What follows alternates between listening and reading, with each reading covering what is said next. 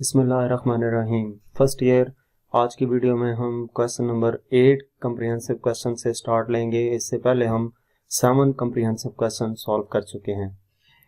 Question number 8 है state and drive the Bernoulli's equation, also discuss its application in daily life. Bernoulli's equation काफ़ी important topic है first year का, और इस chapter का सबसे इंपॉर्टेंट टॉपिक बर्नौलीज इक्वेशन है। उसकी डेफिनेशन लिखनी है और इसका फार्मूला ड्राइव करना है, और इसके अलावा बर्नौलीज इक्वेशन की डेली लाइफ में जो एग्जांपल एप्लीकेशंस हैं वो हमने बतानी है। तो सबसे पहले डेफिनेशन देखते हैं। बर्नौलीज इक्वेशन की डेफिनेशन क्या है? बर्नौलीज इक्वेशन हमें क्या बताता है कि ये बर्नौलीज इक्वेशन जो बेसिकली प्रेशर, फ्लो स्पीड और height for flow of an ideal fluid उसके बारे में हमें इंफॉर्मेशन देता है। यानी कि बर्नौलीज इक्वेशन एक ऐसी इक्वेशन है जिसमें प्रेशर, फ्लूइड की फ्लो स्पीड और फ्लूइड किस हाइट पे मूव कर रहा है, इन तीन क्वांटिटीज के दरमियान हमें रिलेशन बताती है ये इक्वेशन। बर्नौलीज इक्वेशन को अगर हम मैथमेटिकल फॉर्म में लिखें तो ये है हमारे पास P1 plus 1/2 rho V1 square plus rho GH1 equal to P2 plus 1/2 rho V2 square plus rho GH2। ये हमारे पास बर्नौलीज इक्वेशन कहलाती है। ये जहां पर 1 लिखा हुआ है और इस साइड पे 2 लिखा हुआ है, इसका मतलब है दो डिफरेंट पॉइंट्स पे ये क्वांटिटीज हैं जिनका रिलेशन बर्नौलीज इक्वेशन की मदद से हम एक्सप्लेन कर सकते हैं। इस इक्वेशन को जनरलाइज करके हम यूं लिख सकते हैं P plus 1/2 rho V square plus rho GH equal to constant. यानी कि दो डिफरेंट पॉइंट्स हमने वहां पे कंसिडर किए थे ना, लेकिन किसी भी पॉइंट पे हम अगर इन तीन क्वांटिटीज प्रेशर, स्पीड और फ्लो स्पीड और हाइट जो है, इन तीन क्वांटिटीज के दरमियान रिलेशन देखें तो वो हमारे पास हमेशा कांस्टेंट रहेगा। इसकी अब डेरिवेशन देखते हैं। डेरिवेशन में हमने क्या करना है, कंसीडर करते हैं कि आइडियल फ्लूइड जो कि एक पाइप से फ्लो कर रहा है और पाइप जो है वो नॉन यूनिफॉर्म साइज की है। यानी कि एक एंड पे उसका क्रॉस सेक्शनल एरिया कुछ और है और दूसरे एंड पे क्रॉस सेक्शनल एरिया पहले की निस्बत ज्यादा है।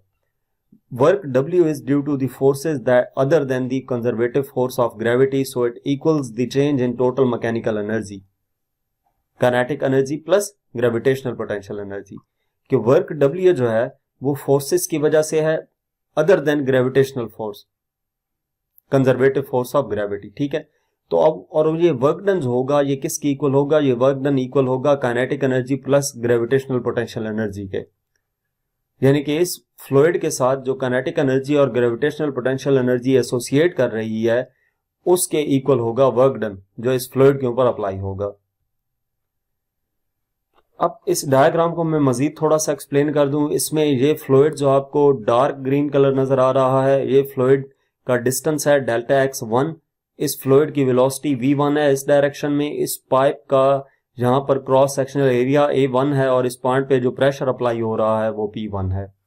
ये दूसरा एंड है जहाँ पे फ्लूइड का डिस्टेंस डेल्टा x2 है, यहाँ पे प्रेशर अप्लाई हो रहा है P2 और इस फ्लूइड के मूव करने की वेलोसिटी V2 है, और इस एंड का जो क्रॉस सेक्शनल एरिया है वो A2 है। जो एंड 1 है इसका हॉरिजेंटल से डिस्टेंस h1 हाइट पे है और ये जो एंड 2 है ये हॉरिजेंटल से h2 हाइट पे मौजूद है। अब नेक्स्ट आगे देखते हैं। सबसे पहली चीज जो वर्क डन है वो हमने स्टेटमेंट में लिखा है कि वर्क डन किसके इक्वल होगा? Change in kinetic energy plus change in potential energy के। इसको इक्वेशन 1 का नाम हमने दे दिया। तो total work done will be the sum of all the individual work done. जो टोटल वर्क डन इस फ्लूइड के ऊपर अप्लाई हो रहा है वो किसके इक्वल होगा? इंडिविजुअल वर्क डन पे, यानी कि जो एंड 1 पे वर्क डन है प्लस एंड 2 पे जो वर्क डन है। W equal to W1 plus W2, इसको इक्वेशन 1 का नाम दे दिया। अब हम W1 और W2 कैलकुलेट करेंगे। तो एंड 1 के लिए देखते हैं। एंड 1 के लिए ये हमारे पास एंड 1 है जहां पे जो वर्क डन होगा, वर्क डन का formula W equal to FD होता है। तो इस केस में फोर्स F1 है और डिस्टेंस क्या है? Delta x1। तो W1 इक्वल है F1 डेल्टा x1 के। इसी तरह डेल्टा x हमारे पास क्या है? यहाँ पर डिस्टेंस है और फोर्स हम प्रेशर के फॉर्मूले से अगर देखें तो P equal to F over A होता है, यहां से F इक्वल आ जाता है PA के। तो in terms of pressure work done क्या हो जाएगा? P1 A1 delta x1। F1 की जगह पे हमने P1 A1 लिख दिया इस फार्मूले की मदद से। अब मजीद इसको देखें तो N2 पे हमारे पास यही वर्क डन जो है वो क्या हो जाएगा, W2 equal to minus F2 delta X2। अब यहाँ पे ये प्लस में था और ये माइनस में था, इसकी वजह क्या है, यहाँ पे जो प्रेशर अप्लाई हो रहा है P1 इस डायरेक्शन में है और यहाँ पे जो प्रेशर अप्लाई हो रहा है फोर्स F2 की वजह से वो इस P1 के ऑपोजिट डायरेक्शन में है, यानी कि यहाँ पे अप्लाई होने वाला प्रेशर इस प्रेशर की निस्बत ऑपोजिट डायरेक्शन में है, तो एक के साथ माइनस लगेगा। यहाँ पे हमारे पास वर्क डन पॉजिटिव था तो ये जो वर्क डन होगा ये नेगेटिव आएगा। तो इसको हम P equal to F over A के फार्मूले से F2 को P2 A2 लिख सकते हैं। तो वर्क डन जो है सेकंड पॉइंट पे W2 इक्वल आ जाएगा minus P2 A2 delta X2। W2 negative किस वजह से लिया है कि work done against the fluid है। यहाँ पे जो वर्क डन हो रहा है वो इस डायरेक्शन में फोर्स अप्लाई हो रही है और यहाँ पे जो वर्क डन है वो इसके ऑपोजिट डायरेक्शन में है, अगेंस्ट द फ्लूइड है। अब ये जो W1 और W2 की वैल्यूज हमने कैलकुलेट की, ये इक्वेशन 2 में पुट कर दी। इक्वेशन 2 किसकी इक्वल थी, W equal to W1 plus W2। तो जब वैल्यूज पुट की ये हमारे पास इक्वेशन बन जाएगी W equal to P1 A1 delta X1 minus P2 A2 delta X2। V1 और V2 अगर वेलोसिटीज हो N1 और N2 पे तो हमारे पास ये इक्वेशन क्या बन जाती है, डेल्टा X जो है ये डिस्टेंस है और इस डिस्टेंस पे फ्लूइड की वेलोसिटी V1 है, कितने टाइम, T टाइम में। तो S इक्वल टू VT के फार्मूले से डेल्टा X की जगह पे V1T और डेल्टा X2 की जगह पे V2T आ जाएगा। S इक्वल टू VT के फार्मूले से डेल्टा X की जगह पे V1T और डेल्टा X2 की जगह पे V2T आ जाएगा। ये हमारे पास टोटल वर्क डन आ गया।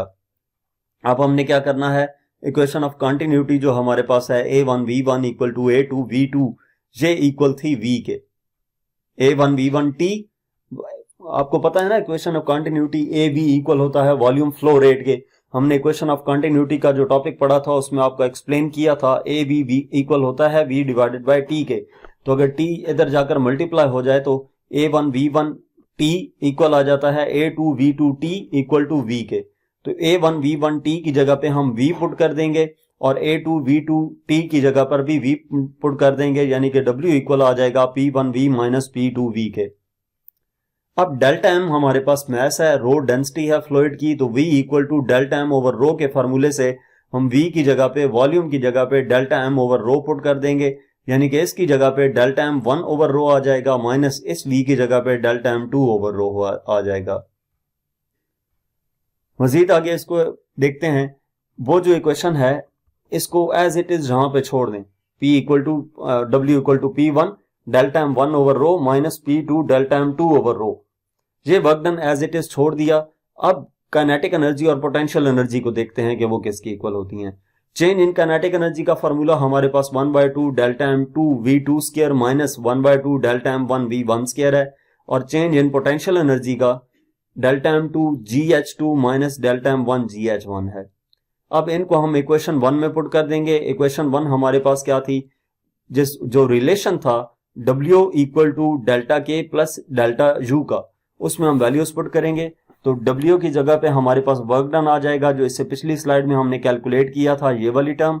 इसके बाद इक्वल टू काइनेटिक एनर्जी था, चेंज इन काइनेटिक एनर्जी, तो डेल्टा K की जगह पे ये वाली टर्म यहां तक आ जाएगी, उसके बाद प्लस का साइन है और डेल्टा U की जगह पे ये वाली टर्म आ जाएगी। अब इस इक्वेशन में इसको हम सिंप्लीफाई करेंगे।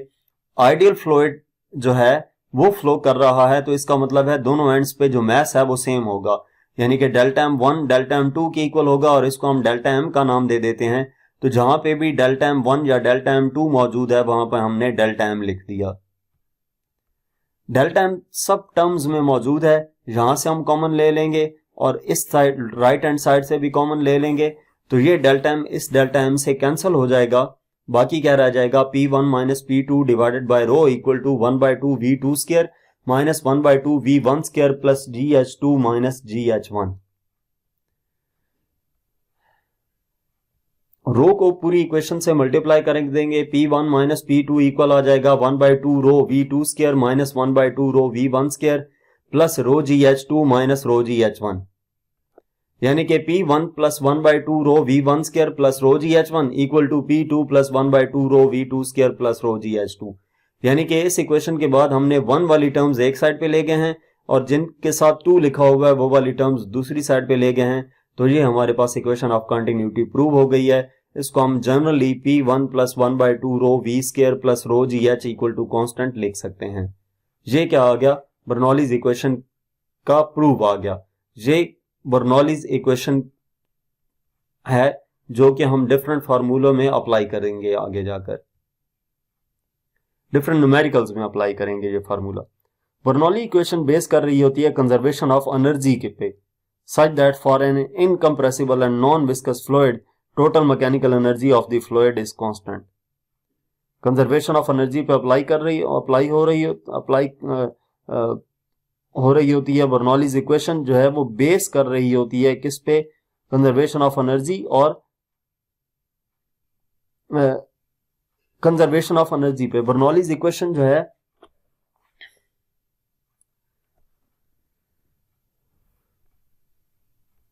ये हमारे पास बर्नौलीज इक्वेशन है जो कि कंजर्वेशन ऑफ एनर्जी पे बेस कर रही होती है और किसके लिए? इनकम्प्रेसिबल नॉन विस्कस फ्लूइड के लिए। इसका मतलब यह है कि टोटल मैकेनिकल एनर्जी जो है फ्लूइड की वो कांस्टेंट रहती है। इसके बाद क्वेश्चन के तीसरे हिस्से में एप्लीकेशंस पूछी गई थी बर्नौलीज इक्वेशन की, यानी कि डेली लाइफ एग्जांपल्स। तो एप्लीकेशंस बर्नौलीज इक्वेशन की हम देखते हैं। सबसे पहले हम जो बर्नौली इक्वेशन की एप्लीकेशन देखने लगे हैं वो हमारे पास क्या है? एरोप्लेन फ्लाइट है या एरोफॉइल है। एरोप्लेन फ्लाइट क्या है? ये एरोप्लेन का एक विंग दिखाया गया है। अब इस विंग का कॉन्सेप्ट क्या होता है कि इसके ऊपर से इसको डिजाइन ऐसे किया जाता है, इसकी शेप ऐसे होती है कि इसके ऊपर की एयर काफी स्पीड से गुजरती है जबकि इसके नीचे की एयर स्लोली मूव करती है। अब वो कैसे किया जाता है? वो इस विंग की शेप ऐसे डिजाइन की जाती है कि इसके ऊपर से जो एयर है वो स्पीड से मूव करती है और इससे नीचे जो एयर है वो स्लोली मूव करती है। ऊपर की एयर जब स्पीड से मूव करेगी तो उसका प्रेशर ज्यादा हो जाएगा, प्रेशर कम हो जाएगा क्योंकि वेलोसिटी, फ्लूइड की वेलोसिटी और प्रेशर इनवर्सली प्रोपोर्शनल है। यहाँ पे एयर की स्पीड ज्यादा है, प्रेशर कम होगा। यहाँ पे एयर की स्पीड कम है, प्रेशर ज्यादा होगा। तो ज्यादा एयर वाली प्रेशर कम एयर वाले प्रेशर की तरफ जब जाती है तो वो क्या करती है? इस एरोप्लेन को भी ऊपर ले जाती है। इसको एरोप्लेन ऐसे फ्लाई करता है। नेक्स्ट इसके बाद परफ्यूम ऑटोमाइजर है जो दूसरी हमारे पास एप्लीकेशन है। इसमें क्या होता है कि एक फ्लेक्सिबल रबड़ की बॉल सी होती है और इसके साथ आगे एक पाइप सी अटैच की गई होती है जो कि फ्लूइड के अंदर मौजूद होती है और आगे एक नोजल सी होती है। जब इसको हम प्रेस करते हैं ना, प्रेस करने से इसके अंदर जितनी भी एयर है वो स्पीड से इस नोजल से बाहर गुजरेगी। इस नैरो थ्रोट से जब वो एयर स्पीड से गुजरेगी, एयर की वेलोसिटी इंक्रीज होगी लेकिन प्रेशर यहाँ पे डिक्रीज हो जाएगा। जब प्रेशर डिक्रीज करेगा तो इस लो प्रेशर की जगह लेने के लिए हाई प्रेशर ऊपर की तरफ आएगा जो कि इस लिक्विड को भी साथ ले आएगा। तो हम जब इसको प्रेस करते हैं तो उसकी वजह से परफ्यूम जो है या कोई भी इस तरह का फ्लूइड है वो नोजल से बाहर आता है। उसके बाद तीसरी एग्जांपल देखते हैं, चिमनी की एग्जांपल है। चिमनी जो है इसमें से धुआं निकल रहा होता है, तो जब हवा चलती है, हवा तेज चलेगी तो हवा के चलने से एयर स्पीड इंक्रीज करेगी। एयर स्पीड इंक्रीज करेगी तो प्रेशर डिक्रीज कर जाएगा। जब प्रेशर डिक्रीज करेगा तो इस चिमनी के अंदर से हाई प्रेशर इस बाहर वाले लो प्रेशर की तरफ मूव करेगा क्योंकि प्रेशर हाई प्रेशर से लो प्रेशर की तरफ मूव करता है। तो जब वो प्रेशर मूव करेगा तो उस केस में जो स्मोक है वो भी काफी स्पीड से मूव करता है, चिमनी से बाहर आ जाता है। नेक्स्ट हमारे पास क्वेश्चन नंबर 9 है, डिफाइन एंड एक्सप्लेन टॉरिसेलिस थ्योरम। सबसे पहले डेफिनेशन देखते हैं टॉरिसेलिस थ्योरम की। टॉरिसेलिस थ्योरम क्या है? Speed of efflux is equal to speed gained by the fluid by falling through height h under the action of gravity. कि speed of efflux से मुराद कोई भी हमारे पास कंटेनर है जिसमें से फ्लूइड लीक कर रहा है एक पॉइंट से, तो उस पॉइंट से वो फ्लूइड किस स्पीड से लीक करेगा वो अगर हम मेजर करते हैं तो उस फ्लूइड की इजेक्शन की जो स्पीड है वो किसकी इक्वल होगी? अगर किसी ऑब्जेक्ट को फ्रीली फॉल करवाया जाए एक स्पेसिफिक हाइट से, तो उसकी जो उस ऑब्जेक्ट की जो वेलोसिटी होगी उसी की इक्वल इस ई फ्लक्स की वेलोसिटी आएगी। ये हम मैथमेटिकली प्रूव भी करेंगे। तो हम देखते हैं इसको कि टॉरिसेलिस थ्योरम को कैसे एक्सप्लेन करना है। तो सबसे पहले हम क्या करते हैं, इसको एक्सप्लेन करते हैं डायग्राम को। डायग्राम हमारे पास ये है, डायग्राम आपको नजर आ रही है। डायग्राम में एक कंटेनर है जिसके अंदर एक लिक्विड मौजूद है और इस पॉइंट पर एक होल है जिससे लिक्विड स्पीड से बाहर आ रहा है। ये हमारे पास पॉइंट 1 है जहां पर लिक्विड इस सरफेस तक भरा हुआ है। अब जिस पॉइंट पे होल है वहां से बॉटम सरफेस तक, लिक्विड की बॉटम सरफेस तक की हाइट h2 है और लिक्विड के बॉटम सरफेस से अपर सरफेस तक की जो हाइट है वो h1 है। तो h1 माइनस h2 इक्वल होगा h के। ठीक है, ये लिखा हुआ है। अब इस पॉइंट पे जो फ्लूइड की इफ्लक्स यानी कि स्पीड है जो बाहर आने की वो v2 है, उसको हम v कह देंगे। इस पॉइंट पे जो प्रेशर है वो p2 होगा। इस पॉइंट पे वेलोसिटी v1 0 है। इस पॉइंट पे वेलोसिटी v1 0 किस वजह से है कि जब यहां से फ्लूइड इजेक्ट करेगा, यहां पे इक्वेशन ऑफ कंटिन्यूटी के तहत क्रॉस सेक्शनल एरिया कम है तो फ्लो स्पीड ज्यादा होगी, और यहां पे क्रॉस सेक्शनल एरिया ज्यादा है तो फ्लो स्पीड कम होगी। इस वजह से इसकी निस्बत v2 की निस्बत v1 बहुत कम है, इस वजह से v1 को हम 0 कंसिडर कर लेंगे और v2 पे जो वेलोसिटी होगी उसको v कंसिडर कर लेंगे। अब इसको मैथमेटिकली देखते हैं कि बर्नौलीज इक्वेशन हमारे पास क्या है। ये बर्नौलीज इक्वेशन की एप्लीकेशन है, तो बर्नौलीज इक्वेशन से स्टार्ट लेंगे। P1 plus 1/2 rho V1 square plus rho GH1 equal to P2 plus 1/2 rho V2 square plus rho GH2। अब इस इक्वेशन में V1 को हमने क्या लिया है, 0 लिया है और V2 को V कंसिडर किया है। सबसे पहला स्टेप हम क्या कर रहे हैं, वेलोसिटी अप्लाई कर रहे हैं इसके ऊपर। V1 0 थी, वो मैंने आपको एक्सप्लेन कर दिया था क्यों है, और V2 को V का नाम दे दिया, बाकी इक्वेशन एज इट इज आ गई। जब इसको सिंप्लीफाई करेंगे तो ये सारी टर्म 0 हो जाएगी। इधर क्या रह जाएगा, P1 plus rho GH1 equal to P2 plus 1/2 rho V square plus rho GH2। अब इसमें से हमने क्या करना है कि जो प्रेशर है वो दोनों पॉइंट पे सेम होगा। ये कौन सा प्रेशर है, एटमॉस्फेरिक प्रेशर है। उस डायग्राम पे जो पॉइंट जहां से लिक्विड इजेक्ट होना है या जो अपर सरफेस है, दोनों पॉइंट्स पे एटमॉस्फेरिक प्रेशर सेम अप्लाई हो रहा है। एटमॉस्फेरिक प्रेशर क्या होता है, एयर का प्रेशर एयर के ऊपर मौजूद तमाम ऑब्जेक्ट्स पे, तो वो दोनों पॉइंट्स पे सेम होता है। एटमॉस्फेरिक प्रेशर सिर्फ हाइट के साथ चेंज होता है। ठीक है, तो जब P1 और P2 दोनों सेम होंगे तो इनकी जगह पे हम P लिख दिया, P से कैंसिल हो जाएगा। तो ये हमारे पास इक्वेशन क्या रह जाती है, 1/2 rho V square equal to rho GH1 minus rho GH2। यहां से रो GH2 को इस तरफ ले गए थे तो ये माइनस हो गया था। अब इसको मजीद आगे देखते हैं, रो G कॉमन आ जाएगा तो H1 माइनस H2 रह जाता है equal to 1/2 rho V square. H1 minus H2 को H का नाम दिया था, रो GH इक्वल आ जाएगा 1/2 रो V स्क्वायर के। 2 इधर जाकर मल्टीप्लाई होगा और रो से कैंसिल हो जाएगा, तो 2GH इक्वल आ जाएगा V स्क्वायर के, यानी कि V इक्वल आ जाएगा √2GH के। तो ये हमारे पास किस चीज की आ गई, वेलोसिटी आ गई। सेकंड पॉइंट से फ्लूइड किस वेलोसिटी के साथ इजेक्ट होगा। Speed is same as the vertical velocity which a body gains after falling freely through a height h. जो हमने उस फ्लूइड की इजेक्शन स्पीड किस वेलोसिटी से वो इजेक्ट कर रहा है, बाहर निकल रहा है, वो जो कैलकुलेट की है, जो बिल्कुल वही वेलोसिटी है जब किसी ऑब्जेक्ट को फ्रीली फॉल करवाया जाए तो वो एक हाइट से, तो उस हाइट से नीचे आते हुए वो जो वेलोसिटी गेन करता है उस वेलोसिटी के इक्वल है। ये हम मैथमेटिकली यहाँ पे प्रूव भी करेंगे।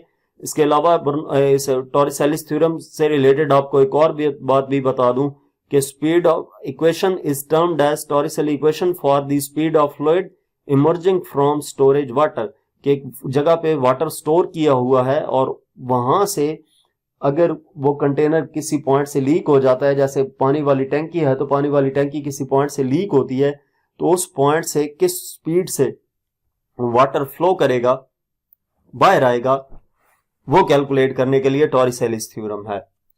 अब ये जो बताया गया था ना, speed is same as the vertical velocity which a body gains after falling freely through a height as, इसको हम देख लेते हैं।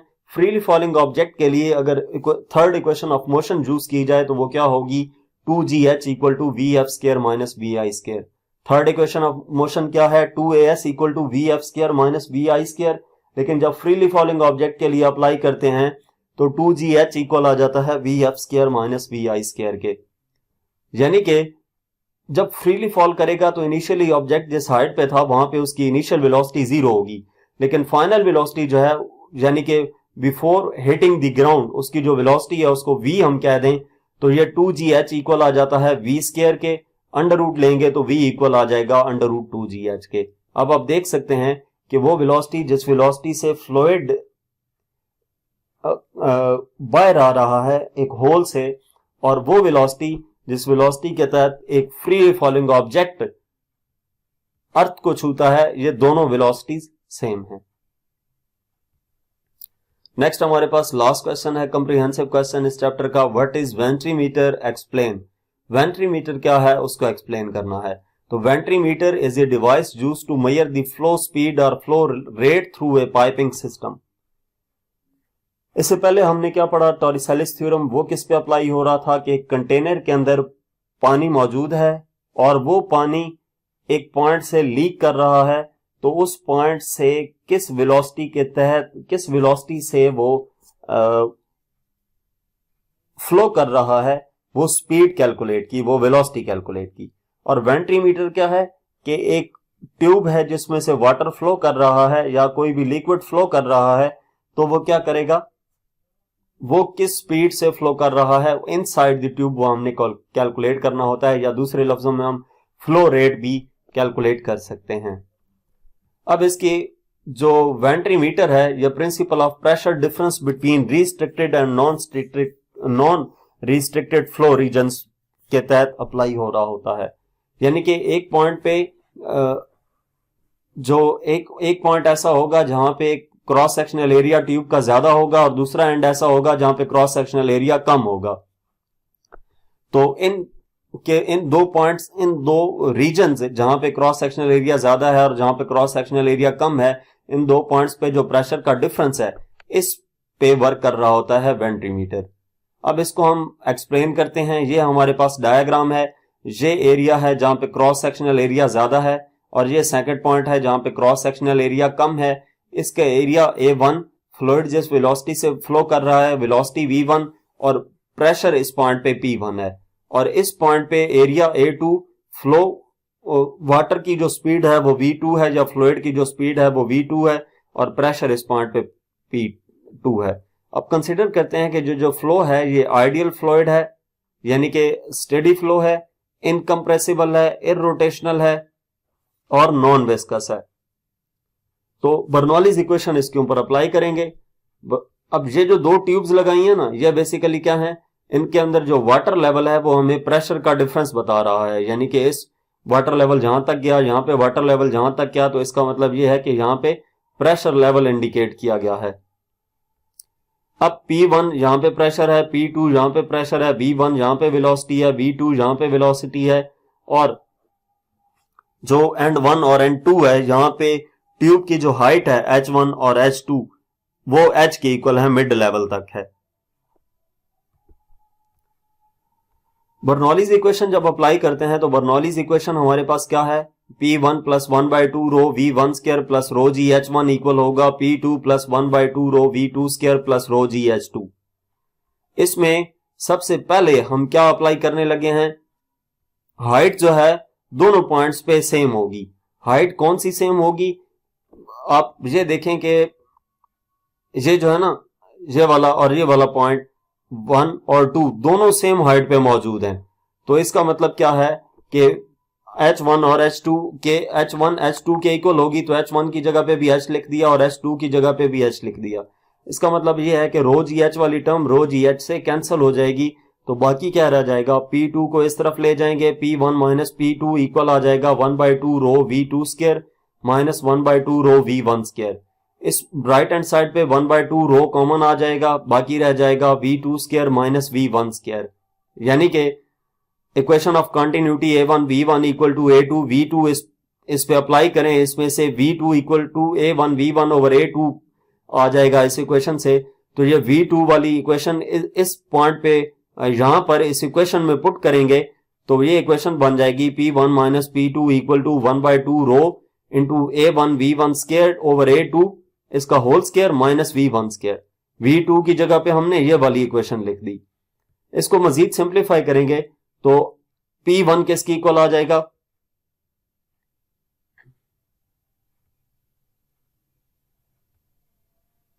मैं एक मिनट जहां पर दिखा दूं, ये इनकी अरेंजमेंट थोड़ी चेंज हो गई है। ये P1 माइनस P2 इक्वल आ जाएगा 1/2 rho V1 square rho A1 square over A2 square minus 1 के। अब यहां पे प्रेशर डिफरेंस जो है P1 माइनस P2, अब ये कैसे आया, ये पिछली टर्म में से V1 स्क्वायर कॉमन लिया है तो इस वजह से 1/2 रो V1 स्क्वायर यहां से कॉमन लिया तो इधर आ गया और यहां से कॉमन लिया तो 1 रह गया है। अब इस इक्वेशन में ये जो term P1 minus P2 pressure difference है ये रो GH के इक्वल होगा। प्रेशर रो GH जो प्रेशर का फार्मूला है तो रो GH के इक्वल होगा, हम लिख देंगे rho GH equal to 1/2 rho V1 square into A1 square over A2 square minus 1। Rho दोनों तरफ है ये कैंसिल हो जाएगी, GH इक्वल आ जाएगा 1/2 V1 square into A1 square over A2 square minus 1। 2 इधर जाकर मल्टीप्लाई होगा 2GH डिवाइडेड बाय ये वाली टर्म भी इधर आकर डिवाइड हो जाएगी A1 square over A2 square minus 1 equal आ जाएगा V1 स्क्वायर के, यानी कि दोनों तरफ अंडर रूट लें तो V1 इक्वल आ जाएगा under root 2GH over A1 square over A2 square minus 1। यानी कि टॉरिस-एलिस थ्योरम की ये वाली इक्वेशन है, इसमें V1 क्या है, वो रीजन जहां पे क्रॉस सेक्शनल एरिया ज्यादा था उस पॉइंट पे फ्लूइड की वेलोसिटी है। तो चाहे वाइडर रीजन है चाहे नैरो रीजन है, दोनों रीजन्स पे फ्लूइड की वेलोसिटी कैलकुलेट करने के लिए हम टॉरिस-एलिस थ्योरम अप्लाई करते हैं। अगर V1 कैलकुलेट करने का कहा जाए यानी कि वाइड रीजन में फ्लूइड की वेलोसिटी कैलकुलेट करने के लिए कहा जाए तो उस टाइम पे इक्वेशन ऑफ कंटिन्यूटी से V2 की वैल्यू इक्वेशन में पुट करेंगे और अगर नैरो रीजन में कहा जाए तो V1 की वैल्यू पुट करेंगे। तो इस तरीके से ये हमारे पास वाइडर रीजन में फ्लूइड के फ्लो करने की स्पीड आ गई V1 equal to under root 2GH over A1 square divided by A2 square minus 1। तो यहां तक हमारे पास इस चैप्टर के कॉम्प्रिहेंसिव क्वेश्चंस थे। मजीद किसी चैप्टर की एक्सरसाइज का सोल्यूशन देखने के लिए हमारा चैनल विजिट करें। इसके अलावा अगर आप किसी भी सब्जेक्ट की ऑनलाइन जो होम ट्यूशन पढ़ना चाहते हैं तो हमसे व्हाट्सएप पे कांटेक्ट कर सकते हैं। Thank you.